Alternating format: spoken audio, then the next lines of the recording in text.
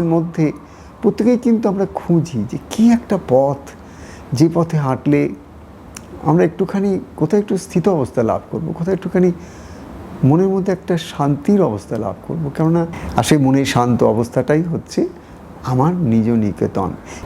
যে ভগবান আমাদের কাছ থেকে কি চান, কি পেলে তিনি সন্তুষ্ট হবেন, তিনি প্রসন্ন হবেন। স্বয়ং বাবা লোকনাথ তার হাতটা উপরে উত্তোলন করে চতুর্দিকে দেখিয়ে বলেছিলেন, লেখ ছড়িয়ে দে।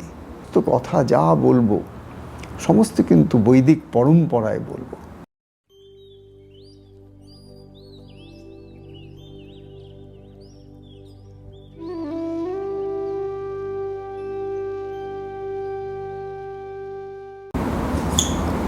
অনেক দিন আগেকার কথা, তখন প্রথম কলকাতায় সৃজন টিভি শুরু করেছিল।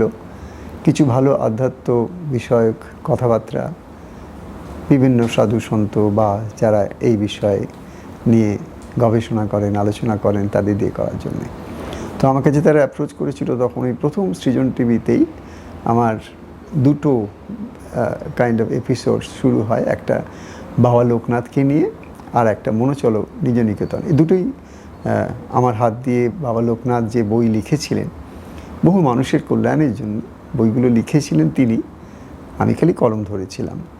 এটা কিন্তু আমার অনুভূতি, এটা আমার অনুভূতি। তো সেই দুটো বইকে আমি দিনের পর দিন কয়েকটা মাত্র লাইনস পড়তাম, পড়ে একটা আউট অফ একটা পিওর ইনার ইন্সপায়ার্ড একটা থট প্রসেসের মধ্যে দিয়ে যেতাম।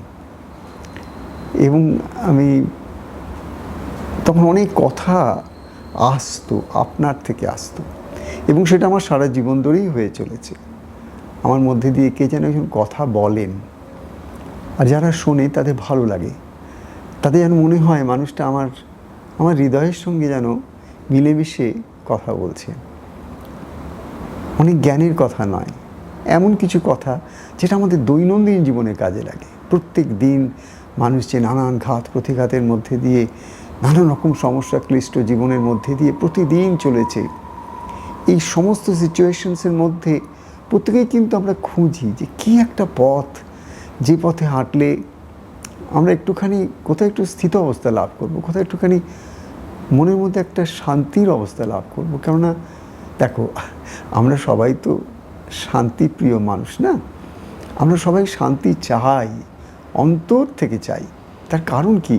কারণ আমার একদম অন্তরাত্মা, আমার যেটা প্রকৃত স্বরূপ বা স্বভাব, সেখানে কিন্তু একটা শান্ত অবস্থা আছে। শান্তম শিবম অদ্বিতীয়ম ব্রহ্মম। অর্থাৎ ঋষি কি বলছেন ভারতের বৈদিক যুগের, আমি কিন্তু সমস্ত কথা যা বলবো সমস্ত কিন্তু বৈদিক পরম্পরায় বলবো। এখানে আমি যা কিছু বলবো সব বৈদিক পরম্পরায় বলবো। তো এই যে ঋষি আচরিত যে ধর্ম আমাদের, সেটাকে আর্ষ ধর্ম বলা হয়। কেন?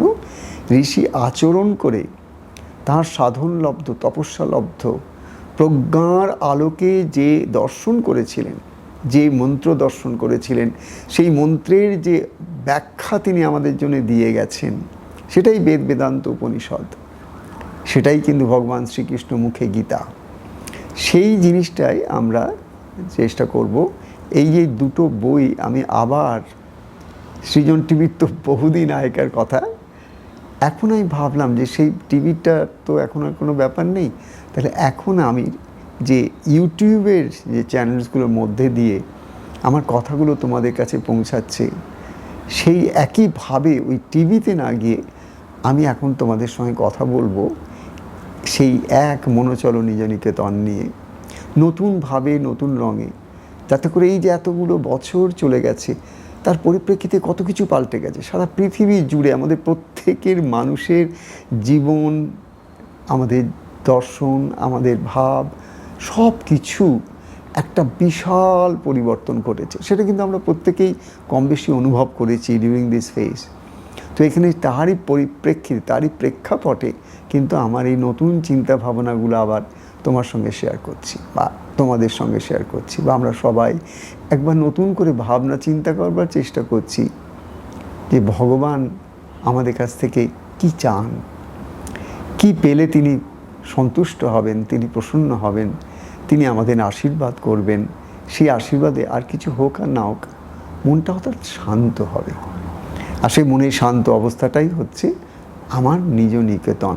এই ভাবনার উপর ভিত্তি করেই কিন্তু আমার এই বই তখন আমাকে দিয়ে, আমি আজকেই বলছিলাম একজনকে যে এই বইগুলো কিন্তু আমি লিখিনি। এই যে বইটা মনো চলো নিজে নিকেতনে,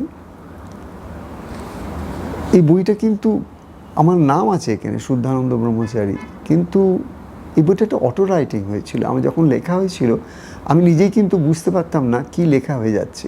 পরে যখন পড়তাম আমি নিজে অবাক হয়ে যেতাম, এরকম ভাষা, এরকম কথা, এরকম প্রাঞ্জল, প্রাণের সঙ্গে প্রাণের, হৃদয়ের সঙ্গে হৃদয়ের যুক্ত কথা, এই কোথা থেকে এলো? আমি তো এগুলো এত কিছু জানি না। কিন্তু আমি না জানলে কি হবে? যিনি আমাকে বলেছিলেন তুই লেখ ছড়িয়ে দে, স্বয়ং বাবা লোকনাথ তার হাতটা উপরে উত্তোলন করে চতুর্দিকে দেখিয়ে বলেছিলেন লেখ ছড়িয়ে দে।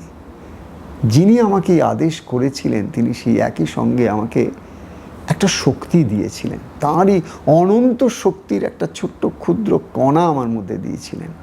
কি সেই কণা? তাঁর যে সেই জীবনের তপস্যালব্ধ জ্ঞান প্রজ্ঞা, তার একটা ছোট্ট কণা আমার মধ্যে দিয়ে বললেন তুই লেখ। কিন্তু লিখছেন তিনি, লিখিয়েছেন তিনি, আমাকে দিয়ে যেটুকু বলছেন বা বলাচ্ছেন সেটাও তিনি। সুতরাং আমার প্রত্যেকটি জিনিসের মধ্যেই কিন্তু মনে মনে ভাববে যে এই মানুষটা কিন্তু কিচ্ছু করছে না। যত সুন্দর কথাই হোক, যত ভালো কথাই লেখা থাক না কেন, সব কিছুর কিন্তু প্রথমেই আমি বলছি যে তিনি ছাড়া দ্বিতীয় কোনো অস্তিত্ব আজ অবধি দেখিনি, দেখতে পাবো না। সুতরাং যা হচ্ছে, যেটুকু করাচ্ছেন তিনি করাচ্ছেন, এই ভাব নিয়ে আমার গঙ্গা জলে গঙ্গা পূজার মতন আমার এই সেবা। তো তোমরা আজ থেকে আমি তোমাদের বলে রাখছি যে এখন থেকে কিন্তু আমি রেগুলারলি আবার episode after episode after episode আমি কিন্তু মনো চলো নিজে নিকেতনে বইটা আবার নতুন করে পড়া শুরু করব, পাঠ শুরু করব। এই 30টা, এই বইটার সবথেকে বড় গুণ হচ্ছে এটা 30টা এর মধ্যে পাঠ আছে যেটা তোমাকে পড়তে হবে। এবং এই 30টা পাঠের পরে এইটার উপর ভিত্তি করে একটা ধ্যানের অভ্যাস বা একটা যোগের অভ্যাস, একটা ওই পথে চলার বা মনকে সংযত করার, মনকে তার আগল দিয়ে রাখা, এটা কি করে আমরা করতে পারি সেই সম্বন্ধে 30টা ডিফারেন্ট টেকনিক্সের কথা বলা হয়েছে। So it will be very interesting to you. যে কোনো ভিডিওরই কিন্তু শুরুতে 2-4 মিনিট শুনে চলে যেও না। হয়তো হতে পারে 15 মিনিটস একটা এমন কোনো কথা এলো that can change your life. কিন্তু তুমি হয়তো 3 মিনিট দেখে চলে গেলে, তা করো না। টিল এন্ড, সেদিনই না পারো পরে আরেকবার দেখেও, কিন্তু টিল এন্ড দেখতে থেকো। জানো না কখন কোন কথাটা মুখ থেকে বেরোচ্ছে, কখন কোন কথাটা তোমার হৃদয়ের জন্য প্রয়োজন, কখন কোন কথাটা তোমার হৃদয়ের মধ্যে একটা অনুরণন তুলবে। যেমন ওঙ্কারের ঝঙ্কার হয়, ঠিক তেমনি সেটা কিন্তু তুমিও বলতে পারছো না, আমিও বলতে পারছি না। বিশেষ করে আমি বলতে পারছি না, তার কারণ আমি এই যা কিছু করছি তার কর্তা নই। আমার একমাত্র সবসময় একটাই তার কাছে, আমার কাছে বড় একটা প্রার্থনা ছিল, আমাকে কেবল তুমি তোমার নিমিত্ত করে নাও, আর কিছু না। তো এসো আমরা দেরি করব না। বইটার মুখবন্ধে, এই বইটার মনো চলো নিজে নিকেতনে, তোমরা সবাই প্রথমেই বলে রাখি এই বইটা কিন্তু চেষ্টা করো যাদের কাছে নেই, আমি প্রত্যেকবার প্রত্যেক এপিসোডে বলবো, যাদের কাছে নেই অল্প কিছু টাকা ব্যয়ে এই বইটা অ্যামাজন থেকেও পাবে, আমাদের Loknath divine life mission Shantipally কসবার থেকেও কিন্তু তোমরা চিঠি লিখে পাবে ldlmcal@gmail.com। উদ্দেশ্য এই নয় যে এই বইটা বিক্রি করা হোক, আমি একটা পয়সাও পাবো না, কারণ সব আশ্রমে যাবে, চ্যারিটির কাজে যাবে, সেটা নয়। আমার উদ্দেশ্য একটাই, তোমাদের ঘরে যদি এই বইটা থাকে না, কোন সময় কোন সমস্যার মধ্যে পড়ে হঠাৎ করে একটা পাতা খুলবে, মনে হবে ও মা কী কথা, আমি তো সকাল থেকে একদম পাগলের মতন ছটপট করছি এর একটা প্রপার অ্যান্সার পাওয়ার জন্যে, একটা পথ পাওয়ার জন্যে। ইটস রাইট হিয়ার, এখানে তো লেখা আছে যে কী করতে হবে আমাকে। তুমি ওটাকে জাস্ট অ্যাপ্লাই করলে, ম্যাজিক হয়ে গেল। তখন তুমি ভাবলে মা এটা এরকম অদ্ভুত ব্যাপার, এটা একটা কীরকম একটা যোগাযোগ, কীরকম একটা কোইন্সিডেন্স নয়। আমি সবসময় বলি there is no coincidence in this world, there's only God incidence। তুমি যখন যেটা গভীরভাবে চাও সেটা কিন্তু এই সমগ্র সৃষ্টির মধ্যে কোথাও না কোথাও একটা অনুরণন আনে, তার থেকে একটা ফিডব্যাক আসে এবং সেখানটা থেকেই তোমার কানেকশনটা হয়, যেটাকে আমরা বলি ল অফ অ্যাট্রাকশন। ওই ল অফ অ্যাট্রাকশনটা তোমার কখন হতে পারে তুমি জানো না, তুমি চেষ্টা করে যাবে। তার জন্য এই বইটা কিনে বাড়িতে রাখো, নিজে পড়ো, সবাইকে পড়াও বাড়িতে, বিশেষ করে ছোট ছোট ছেলেমেয়েরা যারা স্কুল কলেজে যাচ্ছি তাদেরকে বলে কখনো কখনো দুটো পাতা পড়ে দেখিস তো এখানে সৌদানন্দজি কী লিখেছেন, কথাটা কি বলতে চাইছেন উনি। তো এতে কি হবে জানো, আর কিছু না, আমাদের চেষ্টা একটাই থাকবে সারা জীবন, যে আমরা কিভাবে নিজেদেরকে এবং পরবর্তী প্রজন্মের কাছে সেই ভ্যালিউসগুলো আনতে পারবো যেগুলো বৈদিক যুগের আলটিমেট টাইমলেস ভ্যালিউস। এই ভ্যালিউস থেকে সারা পৃথিবী সরে গেছে বলে আজকে সারা পৃথিবীর হালচাল দেখে চোখের জল ছাড়া আমাদের কারুর কিছু নেই। আমরা প্রত্যেকে ব্যথিত, দুঃখী। কিসের জন্যে? যে এই কি হলো, এটা কি পরিবেশ, কি পরিস্থিতির মধ্যে আমরা দিন কাটাচ্ছি, ঘরে বাইরে সর্বত্র একটা অরাজকতা, একটা ইনজাস্টিস এভরিওয়্যার। তো সেগুলোকে সহ্য করবার জন্যে তো কোথাও না কোথাও তোমার একটা স্থৈর্য, তোমার কোথাও না একটা প্রজ্ঞা, যাতে করে বিচার করে তুমি বুঝতে পারো যে কিভাবে আমি চলবো। সে কোথাও থেকেও তো তোমার কাছে আসতে হবে সেটা, নাহলে তুমি নিজের পায়ে নিজে দাঁড়াবে কী করে? কতদিন তুমি চাইবে লোকের কাছে আমাকে একটু সুখ দাও, শান্তি দাও, আনন্দ দাও। তাই এই বইটা ঘরে রেখো সকলের জন্যে, বন্ধু বান্ধব যাদেরকে খুব ভালোবাসো, নানান রকম ছোটো ছোটো অনুষ্ঠানে তাদের কাছে যাও, বার্থডে পার্টি হতে পারে বা আর কিছু, এই বইটা প্রেজেন্ট করো। আমাকে একজন ভদ্রলোক, তখন আমরা বালিগঞ্জের কাছে আমাদের তখন বাবা লোকনাথের মন্দির ছিল, একজন বৃদ্ধ মানুষ আসতেন, আমাদের পুরোহিতকে তিনি একটি কথা বলে গেছিলেন একদিন। উনি বললেন, শুনুন, আমি কিন্তু আর বেশি দিন এই পৃথিবীতে নেই, খুব শীঘ্রই আমার যাওয়ার সময় হয়েছে, আমি বুঝতে পেরেছি এবার আমার যেতে হবে। তো আমি আমার 2 ছেলেকে বলে দিয়েছি যে শ্রাদ্ধের মধ্যে আমাদের একটা প্রথা আছে, ব্রাহ্মণকে কিছু আমাদের দান দক্ষিণা দিতে হয়, আর তার মধ্যে অনেকগুলোর মধ্যে একটা গীতা ইনভেরিয়েবলি আমাদের এতদিনের একটা অভ্যাসগতভাবে আমরা কিন্তু দিয়ে থাকি। উনি বলে দিয়েছিলেন এবং লিখে দিয়ে গেছিলেন 2 ছেলের কাছে ইনস্ট্রাকশন, যে তোমরা যখন ব্রাহ্মণকে যা কিছু দেবে তোমাদের মতন করে দাও, কিন্তু আমার দিক থেকে একটাই জিনিস দেবে, প্রত্যেক ব্রাহ্মণ যারা কাজ করতে আসবেন শ্রাদ্ধের জন্যে, তাদের একটা করে মনোচলও নিজে নিকেতনে দেবে। আমি সে কথা আজও ভুলিনি। সত্যিই কিন্তু তারপরে তিনি দেহ রেখেছিলেন।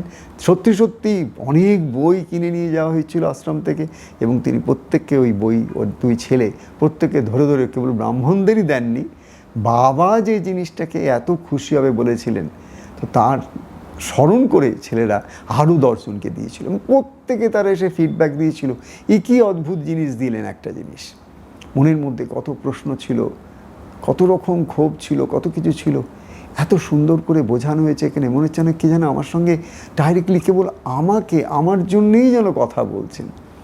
কি করে জানছেন যে আমার এই প্রশ্ন, কি করে জানছেন আমার এই, তো সেই যে লেভেলের যে একটা কমিউনিকেশন, এটা কখনো ভেবো না আমার মতন কোনো একটা মানুষ তোমাকে দিতে পারে, কোনো দিন এটা সম্ভব নয়। জানবে একমাত্র ভগবানই জানেন তোমার মনের কথা, তাই জন্যে তাকে অন্তর্যামী বলা হয়। তিনি তোমার অন্তরে বসে আছেন, ইয়ামান, অর্থাৎ তোমার অন্তর থেকে বসে তোমার সব কিছুকে কন্ট্রোল করছেন, তাই জন্যে তিনি অন্তর্যামীন, সেখানে বসে তুমি হয়েছেন। তো তুমি জানবে আমাদের সকলের মধ্যে অন্তর্যামী রূপে তিনিই রয়েছেন। সুতরাং এখানে আমার কোনো কিচ্ছু নেই, কেবল তোমাদের কাছে একটাই প্রার্থনা রইল, বইটাকে একটুখানি নিজেদের জীবনের সঙ্গে প্রত্যেক দিনের দৈনন্দিন জীবনের মধ্যে একটা অঙ্গ করে নাও। এটা আমি লিখিনি, তাই আমি খুব সুন্দর করে বলতে পারছি। আমি যদি লিখতাম কোথাও হয়তো আমার একটু মুখে আটকাতো যে আমি কি বইটা সেল করবার চেষ্টা করছি। না, আমি বই সেল করার চেষ্টা করছি না।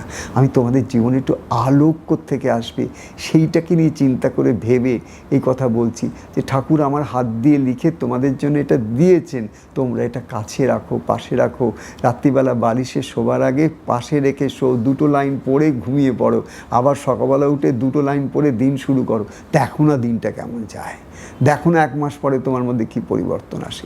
ইজন্ট দ্যাট মোস্ট ইম্পর্ট্যান্ট যে তুমি নিজেই তোমার নিজের জীবনের পরিবর্তনগুলো যত দেখতে থাকো তত তোমার মধ্যে কনফিডেন্স বাড়তে থাকে, তোমার মধ্যে বিশ্বাস আসে, আস্থা আসে, ভরসা আসে, আমিও পারবো, আমারও পরিবর্তন আসবে, আমিও জীবনে একটা আনন্দের দিন দেখতে পাবো, আমিও সাধক হব, সাধিকা হব, আমি সাধনায় একটা উচ্চ অবস্থা লাভ করব। কিন্তু হতে পারে, তোমার দ্বারাই হবে।